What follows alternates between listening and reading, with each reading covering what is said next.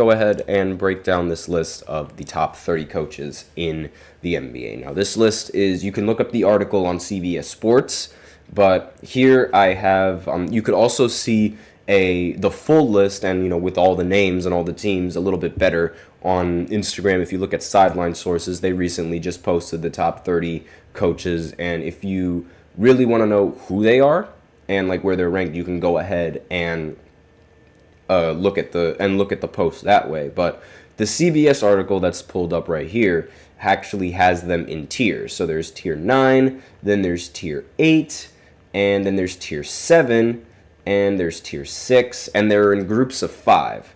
And so then after tier 6, then there's tier 5, which is its own tier for some reason. Like, the tiers have names as well, which I find really odd. So like tier 9 is called We Don't Know Enough. So like, the inexperienced coaches. Tier 8 is the coaches that you wouldn't be enthused over. And let's see, tier 7 is the coaches that look promising, but it's just a little bit early. Tier 6 is the coaches that are sort of in the middle of the pack, like, in the middle of the road. And then tier 5 is just one. It's only saved for Greg Popovich for some reason, and the tier 5 is literally called Living Legend. So I guess he's only in the mid tier just because of his reputation, which doesn't really make any sense. Then there's the tier 4, which are the obvious floor raisers. Tier 3, Wonderkins. Tier 2, the elites. And then finally, tier 1, which is by far the best in the entire NBA. Now, before I go ahead and list off all of them, there is somebody in the chat, Monanzo. What's going on? He has a question. Do you think WNBA is ever going to try another team in Miami? Or because the last team was a failure, it's never going to happen? And Spo is number 1. That's the undisputed king. That is the tier 1, by the way. And no, I don't think the WNBA is going to try expanding over back to Miami, or in Florida. Excuse me.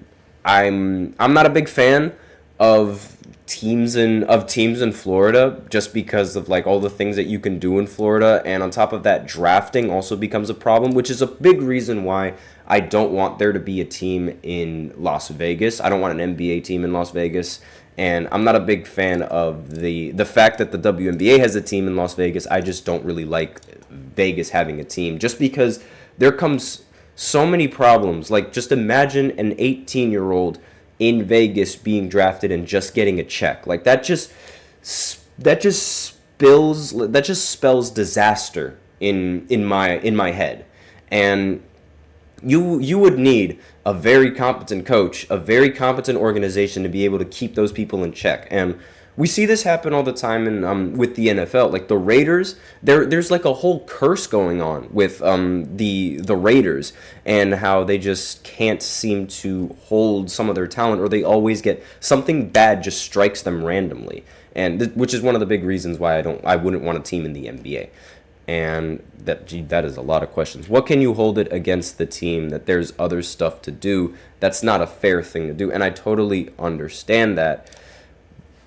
I just wouldn't want that. I genuinely wouldn't want that, because like that's just way too much to manage, and it's unnecessary to manage that. Like you're here to play. You're not here to babysit. You're here to win, and it's like it just rubs me the wrong way. That's just my opinion. But back onto the list of the top coaches in the NBA. I'm just going to list them I'm just going to list all of them 1 through 30, and I'm not going to even bother with the tiers as of right now. So 1 is Eric Spoelstra, 2 is Nick Nurse, 3 Rick Carlisle, 4 Steve Kerr, 5 Tyronn Lue, 6 Mark Daigneault, forgive me if I messed up that last name, 7 Will Hardy, 8 Ime Udoka, Mike Budenholzer, and Tom Thibodeau.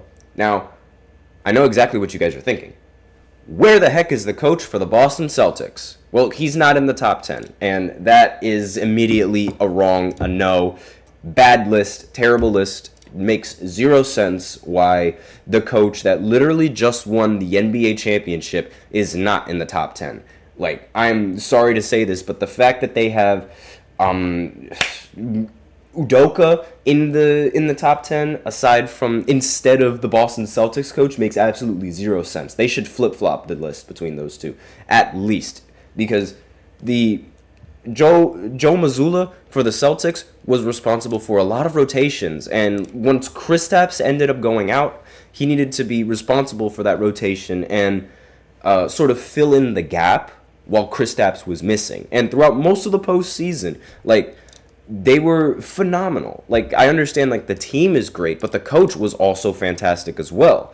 And the fact that he's not getting any respect on this list and being ranked just short of the top 10, I don't think it's fair. So, like I said, he's 11th, and the coach right underneath them is Chris Finch. Mike Brown is 13th. Greg Popovich is 14th, so he's like right in the middle tier, which was the tier that I was talking about before. Number 15 is Michael Malone. Number 16 is Quinn Snyder. Number 17 is Taylor Jenkins. 18 is Jason Kidd. 19 is Jamal Mosley. 20 is Willie Green. 21 is Kenny Atkinson. 22 is Doc Rivers. 23 is J.B. Bickerstaff.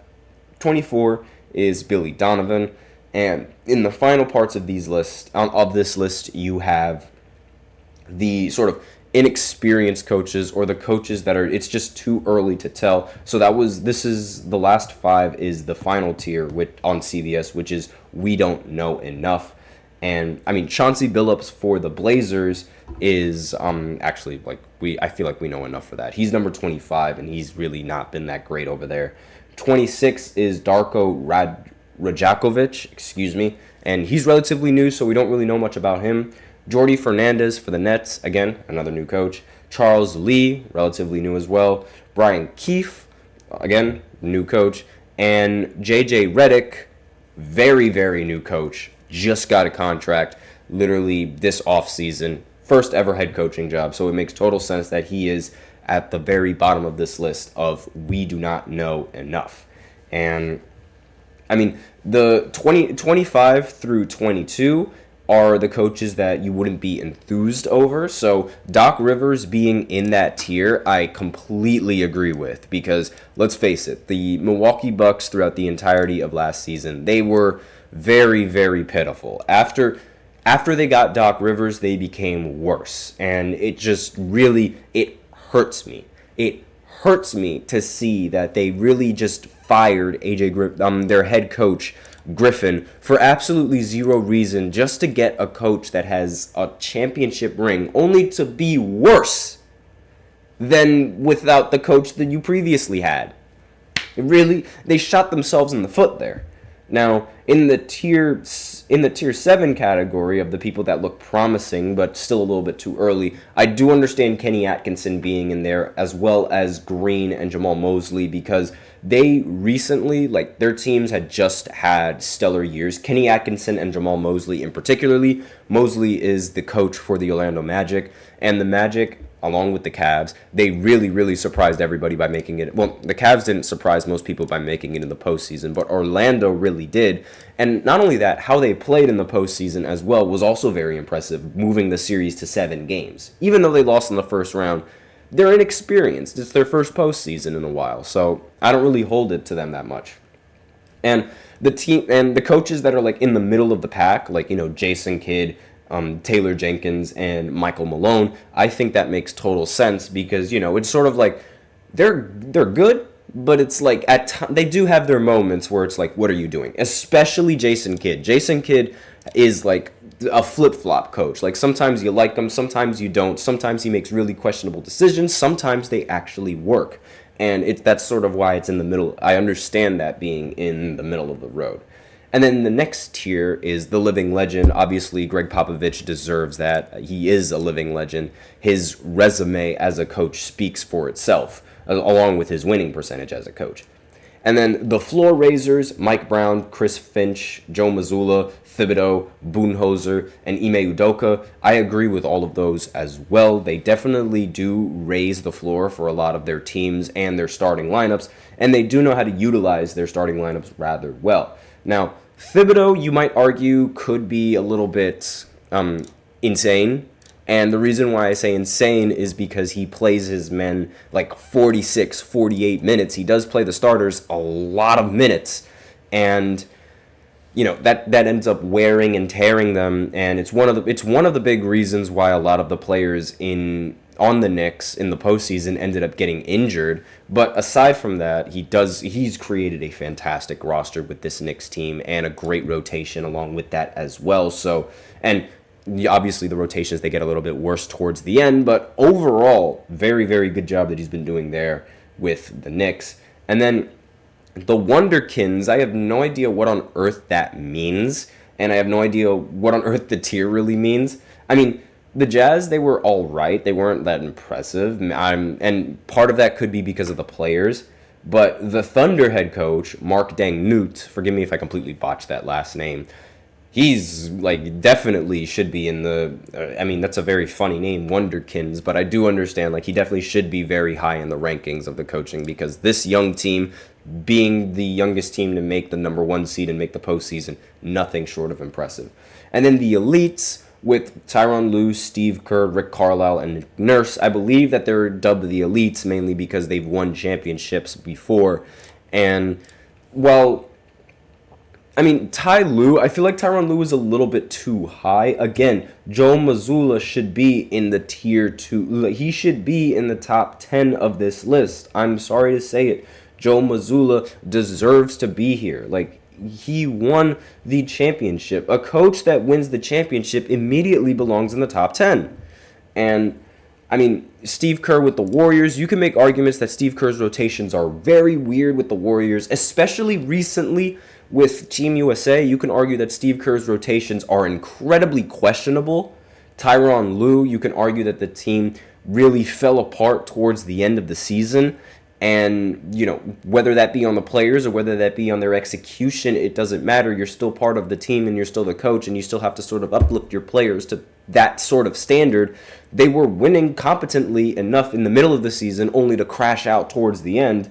Rick Carlisle for the Pacers, completely understand. I mean, that pacing with that speed that they play with, the quickness and the efficiency on that team, 100% deserves to be in this tier and definitely deserves to be in the top 10.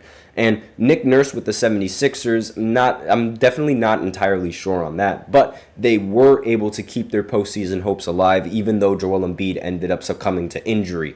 So I'm going to let that one slide.